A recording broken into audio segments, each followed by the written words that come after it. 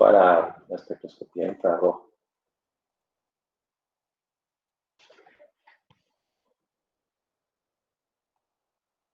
El lunes pasado, no, el martes, habíamos visto algunas de las características de los instrumentos que utilizan sistemas para solucionar de onda, y luego al final vimos los que no usaban ninguna, que eran los que usaban filtros, por ejemplo, o una celda como referencia. Esta última parte de la instrumentación pues la dedicaremos a ver las características de los espectrofotómetros que utilizan una técnica que realmente es matemática, que se llama la transformada de Fourier. Estos equipos o esta técnica se refiere usualmente como FTIR, FT pues de transformada de Fourier y R de infrarrojo. Y básicamente este grupo de instrumentos que utilizan esta técnica son los que tienen mayor difusión y mayor uso comercialmente.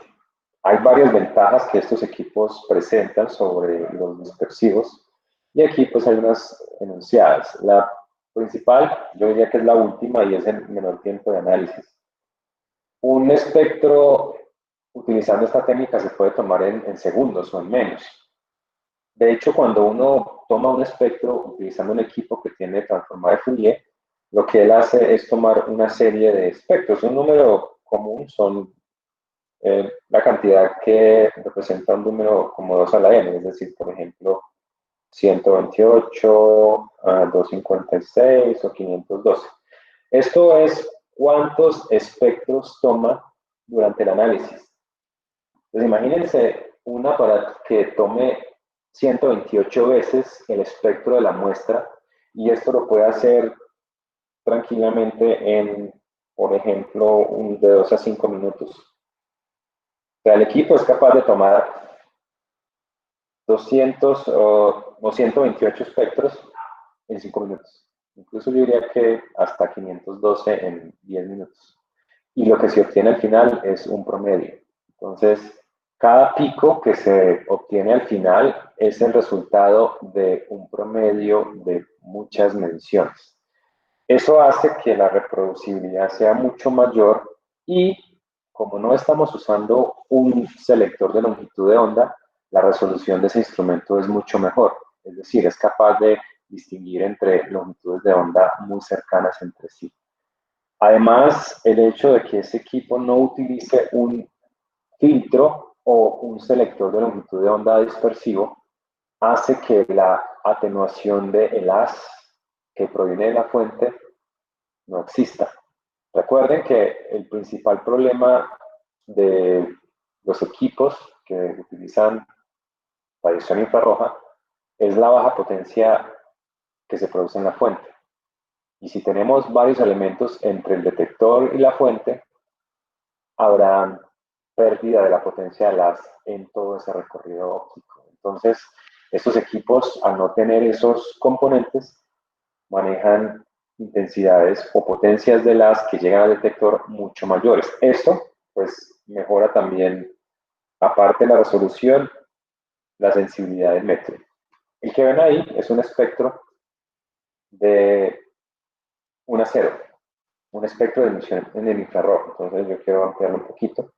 Y quiero que observen sobre todo los límites. Miren que estamos entre 33.250 y 33.350. Es decir, únicamente 100 centímetros a la menos 1 completos del rango. Es decir, desde acá hasta acá hay únicamente 100 de esos centímetros a la menos 1. Y observen que es posible ver entre esos rangos tan pequeños varias líneas para diferentes metales que están constituyendo ese acero. Entonces, lo que quiero pues mostrarles con esta figura es que la resolución que se alcanza en esos equipos es mucho mayor que la que se alcanza con los equipos dispersivos. Recuerden que en uno de los problemas más importantes en los equipos que utilizan elementos dispersivos para seleccionar longitud de onda era que los picos aparecen como redondeados, y eso pues es una señal de que hay una problemática con la resolución, porque dos longitudes de onda o dos números de onda muy cercanos no se pueden distinguir entre sí, por las características del equipo. Este equipo, los equipos que utilizan transformador de Fourier, son capaces de producir espectros con una resolución tan buena como esta, como la que se observa ahí parece cero. ¿Cuál es la diferencia entre un equipo dispersivo o convencional contra un equipo que utiliza transformada de Fourier? La espectroscopía, como la conocen ustedes hasta ahora, es básicamente o consiste en hacer una representación entre la intensidad, ya sea en absorbancia o en transmitancia, contra la longitud de onda o cualquier otra forma relacionada con ella, ¿no? Por ejemplo, el número de onda o, por ejemplo, la frecuencia, ¿no? El resultado de hacer esa gráfica es un espectro, como ustedes lo conocen, por ejemplo, algo como este. Esta es la espectroscopía convencional y se domina en el dominio de la frecuencia porque precisamente lo que está en el eje X es una frecuencia o cualquier otra de estas que están relacionadas con ella, la longitud de onda o el número de onda. Entonces, en el dominio, recuerden que dominio es una palabra que se usa en matemáticas para decir cuáles son los valores para los que está definida una función, ¿no? En este caso, lo que se denomina como dominio de esta gráfica es la frecuencia. Recuerden que básicamente lo que se hace para obtener un espectro como estos es tomar la muestra, colocarla en la trayectoria óptica e ir cambiando la longitud de onda o la frecuencia. Y en cada uno de esos puntos medir la intensidad de las que llega al detector. Es decir, que el espectro se obtiene punto a punto. Problemas de esto ya los habíamos mencionado y es el que soluciona la transformada de Fourier y es el tiempo de análisis. Cuando hacemos un espectro haciendo mediciones punto a punto, el problema más grande es que hay que ir a una longitud de onda, ajustar el cero, luego ir a la siguiente, ajustar el cero y en cada una de esas medir la absorbancia de la muestra, ¿no? Ese es como el procedimiento. El dominio del tiempo es el dominio en el que se mueve la transformada de Fourier. Básicamente, de nuevo, la diferencia está en que la representación es de nuevo de la potencia o la intensidad de la radiación, pero en función del tiempo. La forma de esa señal que se obtiene es una que llamaremos un interferograma, y es algo como esto.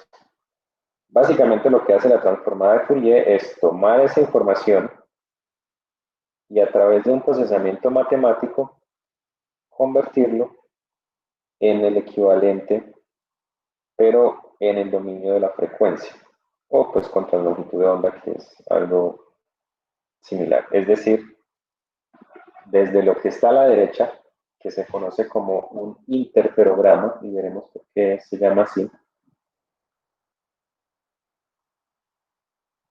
que es una señal del dominio del tiempo, la convierte en el espectro. Básicamente, la diferencia fundamental entre estos dos es que se representa a nivel horizontal. La espectroscopía convencional utiliza la frecuencia en el eje horizontal y la espectroscopía que utiliza la transformada de Fourier representa esa señal en función del tiempo. Y luego, pues, se lleva a través de un procedimiento matemático a la función del espectro. Esa diferencia es importante a la hora de entender por qué la transformada de Fourier tiene muchas más ventajas que la dispersiva. Y la principal es que en la espectroscopía convencional, cada longitud de onda llega una a la vez a la muestra o se analiza una a la vez después de que pasa por la muestra, ¿no? Mientras que en la transformada de Fourier, todas las longitudes de onda o todas las frecuencias llegan a la muestra para producir este interferograma y luego por un procedimiento, una transformación, se llama así una transformada de Fourier, se obtiene la información del espectro. Aquí está pues descrito lo que hace la transformada. Yo quiero mostrarles un ejemplo de lo que sucede o cómo es que la transformada de Fourier funciona. En la izquierda tenemos una fuente Este es un haz de radiación que tiene una frecuencia de 0.9 Hz. Ahí está pues escrito, pero quiero reseñarlo un poquito más. Bueno, vamos a hacer un cambio acá en el color para ser consistente con lo que hay ahí. Entonces aquí tengo una fuente que tiene una frecuencia de 0.9 Hz. Recuerden que eso es la cantidad de ciclos por segundo.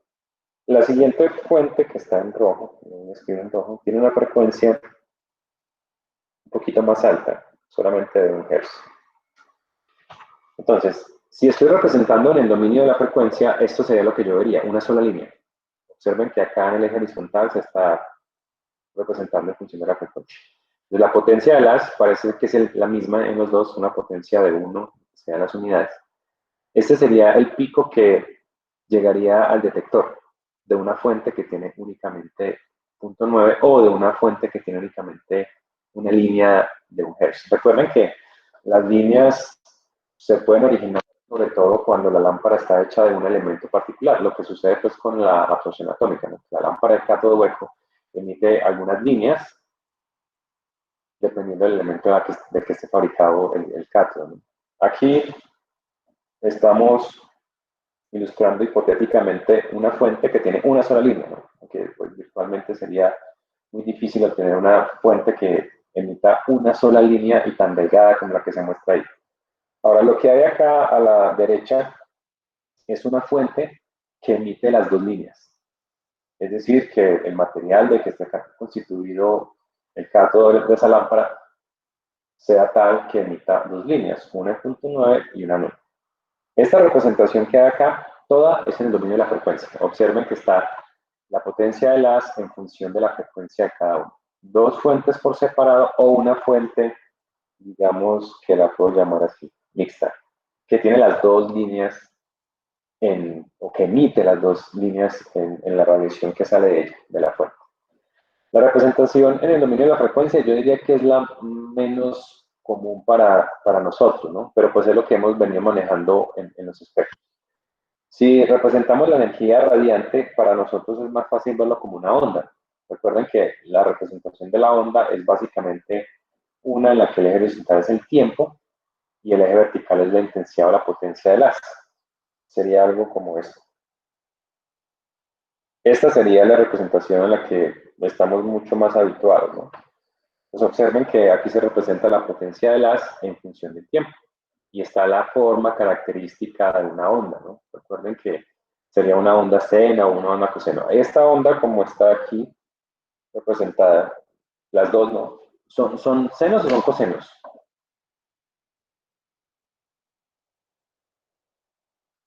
¿Recuerdan cómo establecer la diferencia?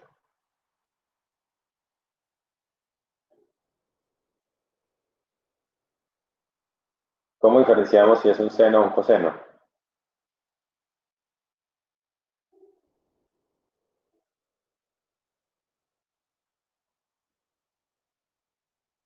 ¿Dónde arranca un seno? ¿Dónde arranca un coseno?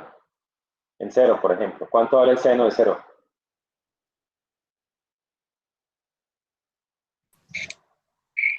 Uno. Sí, seguro. O ese es el coseno. Ah, sí, ahí donde vienen las confusiones, ¿no? Si fuera un seno, debe arrancar en cero, ¿no? En cero, cero. Pero esta no, esta arranca en uno. O sea que estas son como cosenos, ¿no? Son cosenos. O sea que esta representación podría ser como coseno de la frecuencia, ¿no? Aunque normalmente es la frecuencia en radianes por segundo. Entonces sería algo como 2pi por la frecuencia por el tiempo, ¿no? Esa sería como la función de la onda, ¿no? En donde la frecuencia será cada una de las dos, ¿no? Si esta es la representación como coseno de 2pi por la frecuencia por el tiempo, entonces la forma, bueno, y la amplitud parece unitaria, ¿no? Porque miren que estas funciones oscilan entre 1 y -1. O sea que el número que hay acá adelante es un 1. Si fuera entre 2 y -2, aquí sería un 2, etcétera. Bueno, eso ya es la parte matemática. Entonces quiero que analicemos lo que sucede con cada una de ellas. Por ejemplo, la que está en rojo es la frecuencia mayor, la de 1 Hz. Entonces miren que la función viene oscilando, pero lo hace con una mayor frecuencia. Recuerden que la frecuencia la podemos medir en términos de, por ejemplo, por unidad de tiempo. Hertz. Sí, cuántas ondas completas están pasando en determinado tiempo. Entonces, por ejemplo, si tomamos el tiempo como referencia aquí 5 segundos, entonces observen que de acá a acá hay una primera, para la roja, una primera onda completa, ¿no? Aquí. Luego, un poquito más adelante, Serían 5:30. más o menos, a ver, 1, 2, 3, 4, 5, ¿no? Yo creo que se alcanza a las 5, ¿no?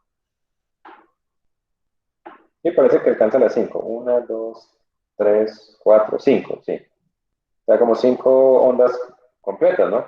Y pues de hecho tiene sentido, porque sería 5 ondas completas durante 5 segundos. Eso me da 1 sobre segundo, que es un hertz.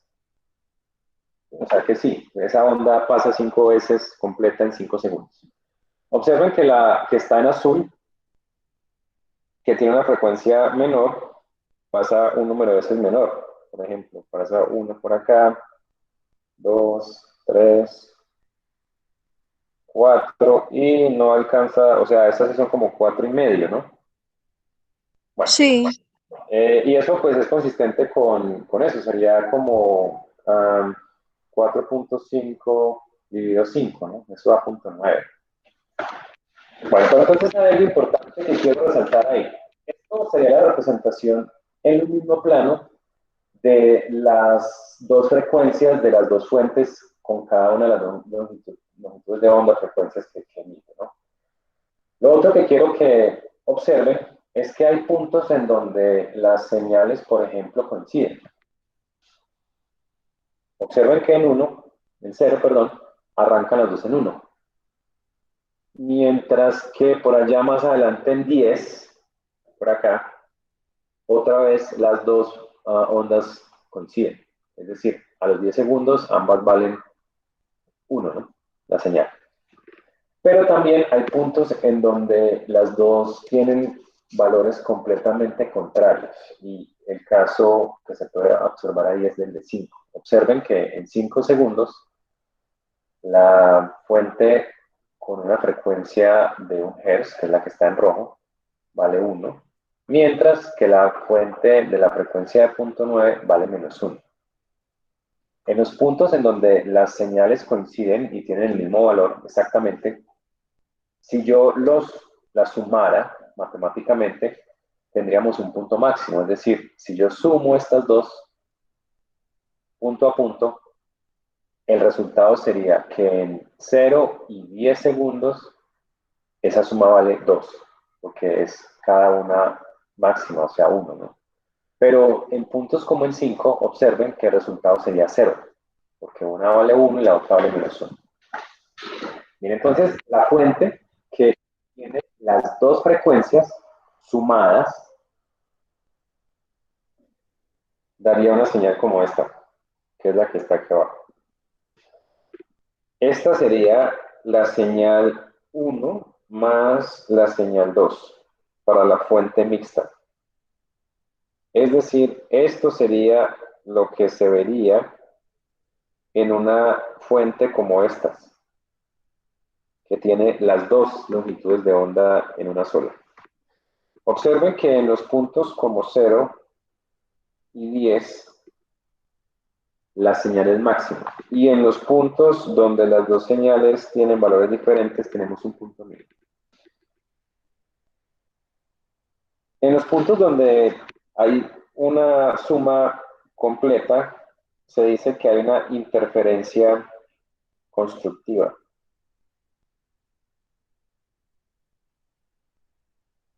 Y es así porque las dos se suman matemáticamente y dan un máximo. Mientras que en los puntos en los que ocurre un mínimo, hay una interferencia destructiva.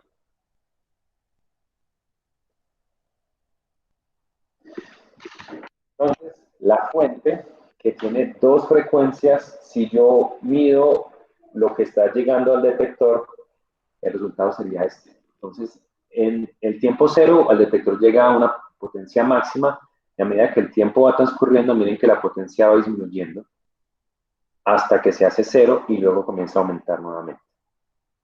Si yo les muestro esta representación, tal vez no es fácil ver que es una fuente que tiene dos frecuencias diferentes. Si tuviese una sola frecuencia, recuerden que la señal sería una sola frecuencia, recuerden que es algo como esto. Oscilando con amplitud constante y ya. Pero cuando hay varias frecuencias, esto es lo que ocurre. Ocurren puntos máximos y puntos mínimos, debido a la interferencia que hay entre las dos. Cuando las dos ondas llegan al mismo punto con máxima amplitud positiva, esa señal es máxima. Pero cuando llegan a un punto, una máxima y la otra mínima con signos diferentes, ocurre una interferencia destructiva. Entonces, este patrón de la señal se conoce como un patrón de interferencia y es lo que se conoce como un interferograma. Profe, sería cuando las frecuencias como que se anulan porque son como casi que contrarias, ¿no? Sí, es el punto donde hay interferencia destructiva, es el punto en donde las dos convergen con signos contrarios. Ahí vale cero la señal. Entonces puede ser sumada y también puede ser restada las dos frecuencias. Sí, esto siempre es la suma de las dos frecuencias, ¿no? Pero no es la frecuencia la que se suma, sino la intensidad de la señal, las amplitudes. Y es lo que se ve acá arriba en el gráfico. Por ejemplo, en este punto de acá, este de acá, las dos valen 1 a 10 segundos. Y en este punto, observen que aquí tengo un máximo. Mientras que en los puntos como este de acá, yo creo que es más fácil llevarlo en cero, acá. Mientras uno va, el otro viene.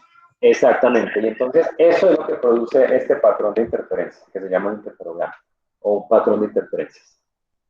Esto es algo muy estudiado en diferentes tipos de ondas, no solamente en radiación electromagnética como esta. Las ondas tienen interferencia positiva y negativa, y hay pues puntos en los que esa interferencia construye la onda y otra en la que es destructiva.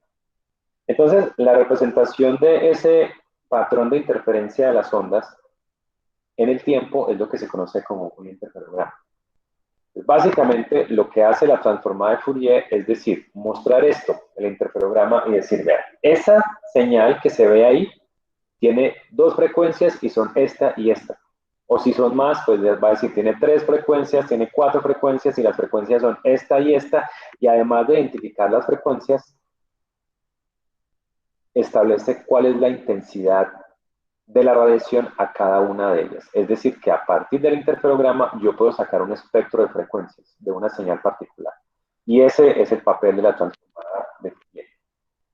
Es posible pues ver matemáticamente cómo se hace, pero digamos que para el alcance del curso lo que nos interesa saber es esto. Si yo tengo una representación de un interferograma, algo como esto, la transformada de Fourier me va a decir, esa señal que usted tiene ahí, que es una representación entre la intensidad o la potencia en función del tiempo, es una señal que contiene, por ejemplo, esta frecuencia, esta frecuencia, esta frecuencia y esta. Entonces me va a decir cuál es la frecuencia 1, la 2, la 3, todas las que constituyen esa señal, y además me da las potencias relativas. Me dice cuál es mayor y cuál es menor. Y recuerden que básicamente esto es el espectro, un espectro como tal. Entonces, la forma de Fourier toma el interferograma, matemáticamente lo convierte en una señal eliminen la frecuencia. Recuerden que hay algunas transformadas, no sé si llegaron a estudiar alguna. ¿Alguno de ustedes ya pasó por el curso de matemáticas 4? Creo que todavía está para química industrial, ¿o no? ¿Alguno pasó por allá? ¿Matemáticas 4 o no? Bueno, No, profe. básicamente una transformada es es una operación matemática. Incluso hay unas transformadas mucho más sencillas que la transformada de Fourier, pero yo quiero mostrarles cuál es la definición matemática de la transformada de Fourier, pues si hay algo para que vean pues la forma, que es una integral realmente. A ver, definición. Yo la busco por acá. No, creo que tengo que indicar ya está bueno, es esta la definición. Aquí está la definición de la transformada de Fourier. Entonces, una transformada de Fourier es esto, es una integral de menos infinito hasta más infinito de la señal multiplicada por una exponencial y pues la variable de integración es x, ¿no? Cuando esto se hace, la función normalmente es en el dominio de la frecuencia y podemos calcular la transformada en dominio, o del dominio del tiempo y podemos llegar a la transformada en dominio de frecuencia. Es una operación matemática, entonces por eso esa transformación se hace a partir del sistema de procesamiento de la señal. Es decir, los algoritmos para convertir estos puntos o estos datos numéricos en frecuencias con sus intensidades están dentro del equipo que tiene transformada. Hay pues una parte del programa donde se muestra esa transformación. Digamos que eso no es algo que el usuario necesite saber, pero pues lo que quiero que ustedes entiendan del proceso es que el interferograma lo produce el instrumento y luego el sistema de procesamiento de datos convierte ese interferograma en una señal en el dominio de la frecuencia, o sea, en un espectro. Bueno, ya les voy a mostrar entonces los componentes básicos de un equipo que tiene transformada de Fourier. La parte fundamental o el corazón de este instrumento se conoce como el interferómetro. Y pues fue el señor Michelson, por allá en 1900, no me acuerdo, el que diseñó el interferómetro. Incluso ese interferómetro inicialmente no tenía el tamaño que tiene ahora. El interferómetro que el señor Michelson diseñó ocupaba un cuarto completo de un edificio. Y pues tuvo que hacer algunas modificaciones. Hay una parte histórica, incluso creo que yo alguna vez leí por ahí el artículo en el que él describe su interferómetro, escrito incluso en máquina de escribir por allá de 1900 algo. Y tuvo que cambiar varias veces de sitio de trabajo su diseño de interferómetro, porque estaba inicialmente en una parte alta del edificio, las vibraciones de los carros y los camiones que pasaban afectaban el funcionamiento. Pero básicamente el interferómetro aprovecha el fenómeno de interferencia de las ondas. Lo ingenioso del interferómetro es que no usaba varias ondas, sino que usaba una misma onda, pero haciendo Bueno, el dispositivo óptico permitía que al detector llegaran dos haces de luz a diferentes tiempos. Y el tiempo con el que cada uno se retrasaba con respecto al otro podía ser, podía ser establecido en el diseño experimental. Entonces, este es el interferómetro. Yo quiero mostrarles cómo funciona siguiendo una de radiación. Aquí está la fuente. Entonces, en la fuente se produce, bueno, voy a hacer aquí una ampliación. En la fuente se producen varios haces en varias direcciones, pero yo quiero que sigamos un haz particular. Por ejemplo, este que se produce en esta dirección llega a un espejo colimador, tiene como propósito como alinear esos haces, y ese haz viene y se refleja en esta dirección. Ahora, cuando llega a este punto, llega a lo que está aquí señalado como un espejo divisor del haz. Este es uno de los elementos, digamos, uno de los elementos importantes del interferómetro. Este divisor del haz es un espejo semirreflectante o semitransparente también. ¿Qué significa? Que el 50% de la luz es reflejada, pero el otro 50% de la luz es transmitida, o sea que atraviesa ese elemento.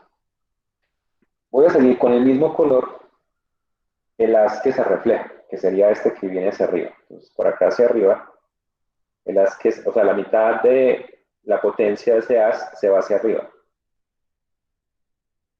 Y aquí se encuentra con otro espejo. Ese espejo está fijo. El resultado será que ese haz se va y regresa otra vez a este punto. La distancia que recorre sería esta, digamos la distancia 1, sería esta, la distancia que recorre desde ese punto hacia arriba. Recuerden que se trata del mismo haz de radiación, solo que se dividió en dos. Ahora, en azul voy a seguir el haz o la porción de ese haz que atravesó el divisor del haz.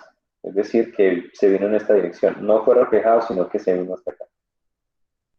Lo que está representado aquí como varios rectángulos es la posición de un espejo justo como este, un espejo con refractancia del 100%, pero que está pues en esta posición vertical y que adicionalmente se puede mover. O sea, yo puedo mover hacia adelante o hacia atrás sobre una línea horizontal ese espejo.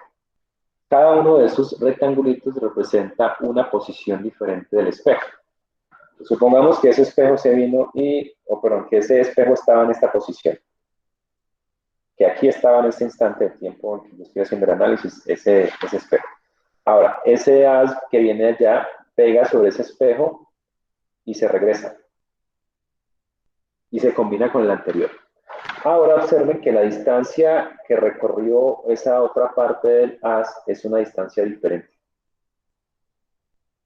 El haz que se reflejó vino, se reflejó hacia arriba y regresó y recorrió dos veces la distancia 1.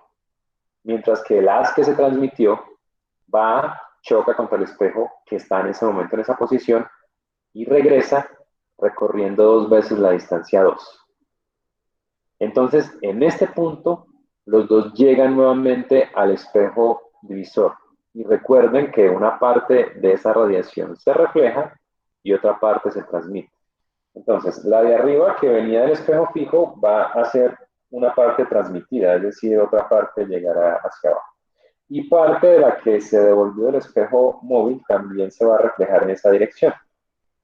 Pues observen que básicamente el haz que viene hacia la muestra y que posteriormente llegará al detector estará constituido por el haz que no pasó por el espejo móvil, que es el que está en violeta, y la porción del haz que fue y se reflejó en el espejo móvil y volverá. Entonces, por ejemplo, si la distancia 1 es mayor, pero es más corta que la distancia 2, porque parece ser que ese es el caso en lo que estoy representando, ¿cuál de los dos haces llega primero al detector? ¿El que está en violeta o el que está en azul?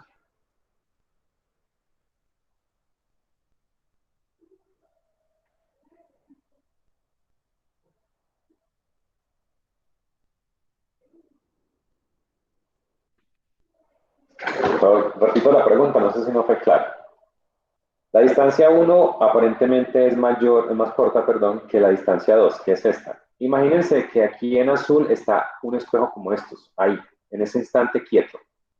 Entonces, el haz viene, se divide en dos. La mitad del haz va hacia arriba, se refleja y regresa. La otra mitad atraviesa, recorre una mayor distancia, se refleja y viene de regreso. Los dos, tanto el que se reflejó hacia arriba y se devuelve, atraviesa una parte, porque recuerden que el divisor permite la reflexión de una parte, pero otra lo atraviesa. Y ahora el que está en azul va, se refleja y se regresa y se refleja hacia abajo. De los dos que están acá, en morado y en azul, ¿cuál de los dos llegará primero al detector?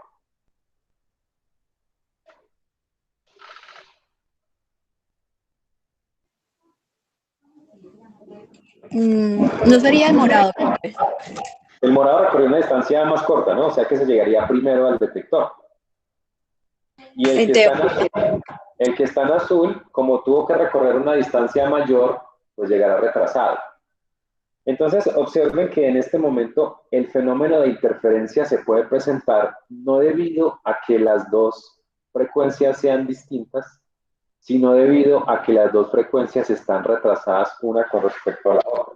Entonces yo quiero hacer esa representación acá. Supongamos que el haz, y lo voy a hacer simplemente sin ejes. El haz que se reflejó hacia arriba, pero yo lo representé en morado. Entonces sería algo como esto. Supongamos que este es el haz que, bueno, este es el haz que llegó primero, ¿no? Ahora, el haz que llegó después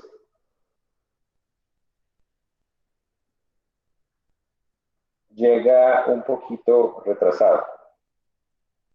Digamos, a ver, un caso podría ser este, pero lo voy a dibujar en azul. Creo que lo copié para tratar de dibujar la misma onda. Entonces, en el tiempo, si yo represento en el tiempo la intensidad, el haz morado llegó primero y el haz que está en azul llega un poquito retrasado. Digamos que el tiempo de retraso sería como la diferencia entre estos dos puntos. Ese es el cambio en el tiempo. Entonces observen que la suma de esos dos hace que, por ejemplo, en este punto y en este punto, las amplitudes son iguales, pero son opuestas. Si hacemos la suma de esos dos, observemos que lo que llega realmente en ese instante de tiempo, porque estoy representando solamente un instante de tiempo, es una señal de cero. Y es debido a que este es un máximo y este es un mínimo. Entonces, si este espejo móvil está en una posición determinada, de forma que el retraso entre estos dos coincide con este retraso que yo he representado acá, que es como ¿de cuánto de la onda estamos hablando acá? Miren que el retraso está como entre 0 y de acá a acá hay media onda, ¿no? O sea, estoy comenzando esta en la mitad de la anterior. Y observen que cuando el tiempo de retraso entre los dos corresponde como a media onda, las señales se anulan. O sea, aquí hay una destrucción. Y esa destrucción se origina porque el retraso de una con respecto a la otra es como de media longitud de onda. ¿Sí? Pues en longitud, en tiempo, pues sería como la mitad del periodo, algo así. Entonces, si por ejemplo el retraso fuera una longitud de onda completa, miren lo que pasaría. Yo quiero mover esto un poquito más adelante. Ahí. ¿Qué pasa si se suman esas dos ahora? ¿Hay destrucción o hay construcción? Se sumaría. En las dos sumarían, o sea que aquí tendríamos un punto máximo, o sea que las señales serían máximas, ¿no? Y en ese caso tendríamos una construcción total, en lugar de tener una destrucción. Y eso es básicamente lo que he representado acá. Si el retraso correspondiente a un haz con respecto al otro es es de media longitud de onda, que hay media longitud de onda, observen que tenemos una destrucción total. La suma vale cero. Ahora, si el retraso hace que lleguen con una longitud de onda de diferencia al detector, observen que la construcción es máxima y cualquier punto intermedio pues pueden dar a construcciones o interferencias intermedias. ¿Cómo poder controlar que el retraso sea de una longitud de onda o de media longitud de onda? Básicamente con la posición del espejo. Si el espejo está exactamente a la misma distancia del espejo fijo, digamos una distancia, no sé, por acá, si esta distancia es igual a la que recorre acá, en ese punto habrá una interferencia positiva, porque los dos llegan al mismo tiempo al detector, o sea que la señal sería el doble, ¿no? La de cada uno. Ahora, si está media longitud de onda, ya sea hacia atrás o hacia adelante, estaríamos ante interferencias destructivas. Entonces, la posición del espejo móvil es la que determina si la interferencia es positiva o negativa. Entonces, ¿cómo es que se obtiene el interferograma? Básicamente, el instrumento lo que hace es mover el espejo hacia adelante y hacia atrás a una frecuencia alta y con base en lo que llega al detector, yo puedo saber cuál es la longitud de onda o cuál es la frecuencia de ese haz. Si el espejo está a una determinada posición y ahí hay una interferencia o hay un máximo, entonces sé que el espejo está o a la misma distancia del espejo fijo o a cualquier valor que sea igual a una longitud de onda, adelante o hacia atrás. Entonces, si yo mido la distancia del espejo móvil o en qué posición se encuentra el espejo móvil, yo puedo saber cuál es la frecuencia de la radiación. Y aquí es donde está el punto más importante del equipo con transformada de Fourier. Si se mide la posición del espejo en cada momento y yo sé en ese instante qué tipo de señal está llegando al detector, si está llegando una máxima o una mínima, con base en esa información de si es máxima o mínima y la posición del espejo, yo puedo decir qué longitud de onda es la que está llegando a la muestra en ese instante. Entonces, esto se repite muchísimas veces en un segundo. Ese espejo móvil se mueve a una velocidad alta hacia adelante y hacia atrás. Y hay pues un dispositivo con el que se puede detectar cuál es la posición del espejo móvil en cada instante. Y cuando se determina esa posición y se mide la señal que está llegando al detector, es posible establecer cuál es la longitud de onda en la radiación. Y pues después de que se obtiene el interprograma, se calcula la transformada de Fourier para el espectro. Aquí pues lo que hay en los siguientes es una descripción de lo que sucede. O sea, dice que en las bienes se genera, una parte se refleja, otra parte atraviesa la muestra, el espejo móvil regresa una parte del astra, que ambos se combinan y llegan a la muestra. Dependiendo de la posición del espejo, habrá interferencia constructiva o interferencia destructiva. Y eso pues es lo que he señalado en cada una de esas partes siguientes. Yo pues me voy a saltar antes de que terminemos a lo que sucede al final. La representación gráfica, esto es lo que se obtiene en el detector. Observen que realmente la representación no aparece en el tiempo, sino en centímetros. Esta es la posición del espejo. ¿Recuerdan? Entonces, si yo sé la velocidad con la que el espejo se mueve y conozco la posición en determinado momento, yo puedo calcular el tiempo. Es decir, que una representación en función de la velocidad del espejo es una representación realmente en el tiempo. Y eso es lo que se denomina el interferograma. Esto es lo que hace entonces después la transformada de Fourier. Yo tengo un interferograma y matemáticamente el equipo lo va a convertir en un espectro. Por ejemplo, si observan este interferograma de acá, no tiene como los máximos y mínimos que habíamos visto antes. Es porque esa señal está constituida por una sola frecuencia. Entonces miren que el espectro es este, una sola frecuencia. Ahora, un interferograma como este parece como simétrico en los puntos máximos y mínimos, está constituido únicamente por dos frecuencias, como lo vimos ahora con las fuentes de 0.9 y 1 Hz. Y un interferograma con una forma diferente como estas, pues tiene no una línea, sino un rango de frecuencias. Pero recuerden, a partir del interferómetro, con la posición del espejo, se obtiene el interferograma. Y matemáticamente, el interferograma se espectro a través de una transformación matemática que se llama la transformada de Fourier. Y este es el corazón, pues, del instrumento que utiliza la transformada de Fourier. La próxima clase, el martes, les voy a mostrar, pues, cuáles son las partes del equipo y veremos algunas aplicaciones. Yo sé, pues, que esto no es muy fácil de entender solo con estas figuras, pero yo quisiera atreverme a preguntarles si esto es claro o hay algo que necesiten aclarar.